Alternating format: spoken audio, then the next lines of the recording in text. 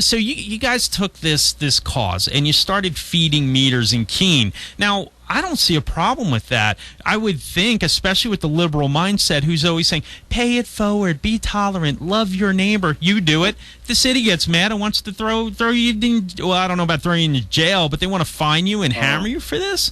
They would love to throw us in jail for this, but they can't. They admit in their lawsuit against us, which is a civil suit, by the way. There are no criminal charges here. Of course. So in their lawsuit against us, they admit that there's nothing in the current laws in New Hampshire that allows them to take any kind of criminal action against us, while at the same time accusing us of harassment, intimidation, and other similar terms. And if they actually had evidence that we were harassing their employees, then they would charge us with harassment, but they haven't done that. So they just instead throw that word around. The city manager recently wrote a letter to the editor of the local newspaper making those same accusations, essentially libeling us because it's nonsense. I mean, just to clarify something, we're not just filling meters. We're filling the meters that they're about to ticket.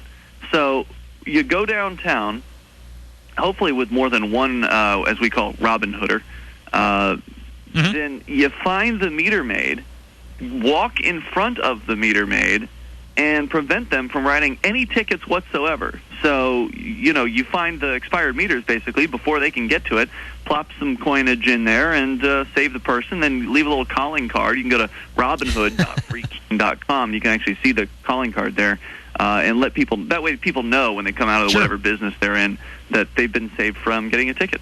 Well, and Ian Freeman's with freekeene.com. We're talking about the Robin Hood. We'll call it the Robin Hooding Project.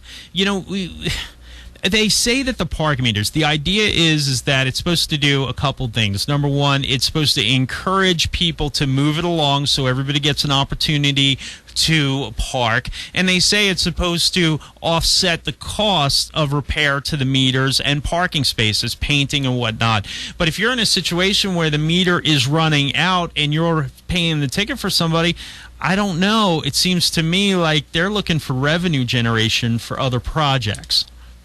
Well, the thing with the parking department, at least in Keene, I don't know about the rest of wherever parking enforcement exists, but at least in Keene, as I understand it, and I have not run the numbers myself, but Robin Hood, the guy who's kind of the main guy behind it, is an accountant by trade, and he's looked at the numbers. And from what I understand, they run in the red. They don't even cover their costs. So basically, the purpose of them giving out all these tickets is to pay for more parking enforcers. And that's essentially all it does. Wow, and it's just, and then they, so you try to do a nice thing, which I hate to be so cynical, but I often know I have a pretty good idea of the philosophy that drives this type of thinking. And, I just envision the coexist sticker on the back of somebody's cars. They're telling you to love each other. You're trying to do that, and they smack you with a civil suit. Where are we with the civil suit? Are you in a position, do you think you're going to beat it or get it thrown out, or?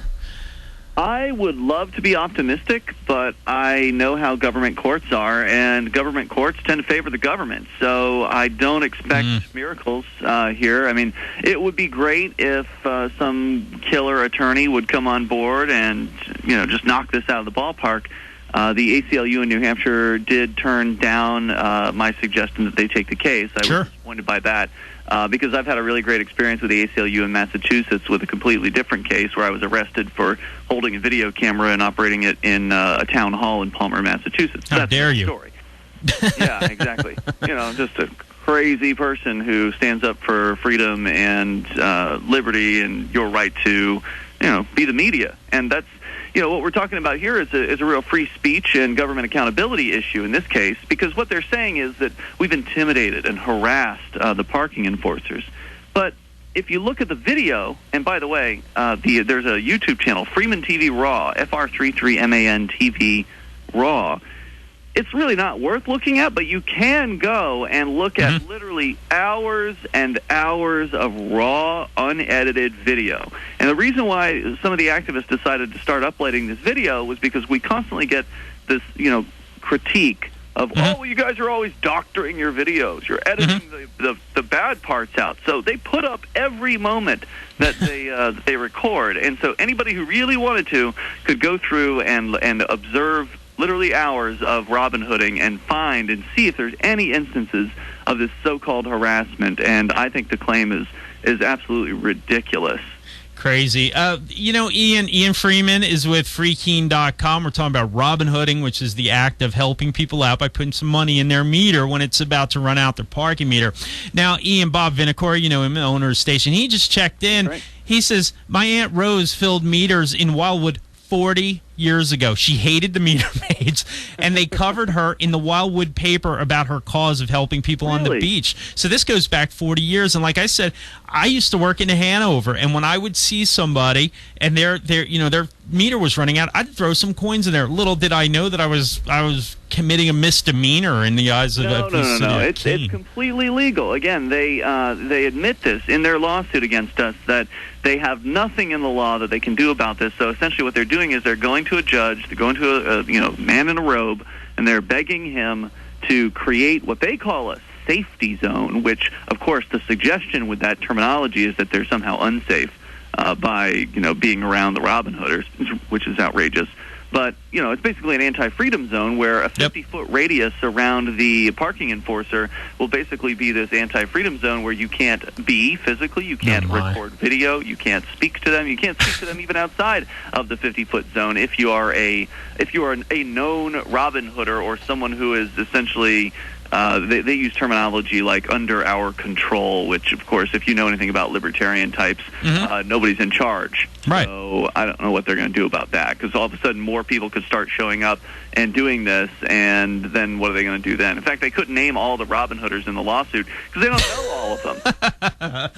So, Ian, it sounds to me that down there in Keene that they want to make New Hampshire and Keene such a miserable place for free staters and for liberty-minded people that you'll just get up and move. Well, unfortunately, they're doing the reverse, and this is the one of the good things about this. I am so grateful. In fact, if you go to freekeen.com, I was actually going to send a press release, so you're going to get the scoop on this one. Okay. I haven't sent this yet. But if you go to freekeen.com, you'll see there's a video there of activists yesterday going to City Hall with flowers to say thank you to the city people for filing this lawsuit, because we're so grateful for all of the really uncounted dollars in free media, free publicity that we've received, international coverage. I mean, Good Morning America, the BBC, the Telegraph, NBC, Fox News. Sure. All the big news companies have done stories about this, and most of them have been pretty positive. Not all, but most of them have, and the response, of course, has been tremendous. I've got interviews all day today, and because I just got back from a Bitcoin conference. I've got another one, lined up for tomorrow. So, this is millions and millions of dollars of free publicity for Free Keene, for the Free State Project, for my radio show, Free Talk Live. Gosh, the least we could do was buy him some flowers and bring them there. So and that's what they did over at the Free State Project with Cynthia Chase, is they sent their flowers and thank you very much. So Ian Freeman, he's with freekeen.com. We're talking about the Robin Hooders and put money into meters that are about to expire. Hey, like I said, I do listen to your radio show from time to time on the internet. Just real quick, I got a minute left, Ian. Why don't you talk a little bit about your show and the type of liberty-minded radio you bring to the airs? Sure. Well, we do it online over at freetalklive.com. It's an open phones panel discussion where every night of the week, literally 7 nights a week, we're on the air from 7 to 10 at night Eastern Time, and we're talking about freedom generally as kind of the theme of the show. Anybody can call in about anything that they want, and we've been doing it for over a decade. Podcast, you can get that. You can live stream, and hopefully we'll be heard someday again on WNTK. I am a huge fan of y'all's station, and I love FM talk, and you guys do that really well. Yeah, and now maybe one of these days, if I can get myself out of bed or go to bed a little later, I'll check in with you guys sometime. Ian, I want to thank you for coming on Live and Local, and we will stay on top of this issue, and Godspeed to you and the Robin Hooders. Hey, thanks for the invite. Anytime you want me, always happy to chat. I'll do that. Hey, Ian, have a good day. Thanks, Ben. That's Ian Freeman. You can check him out at freekeen.com. We'll put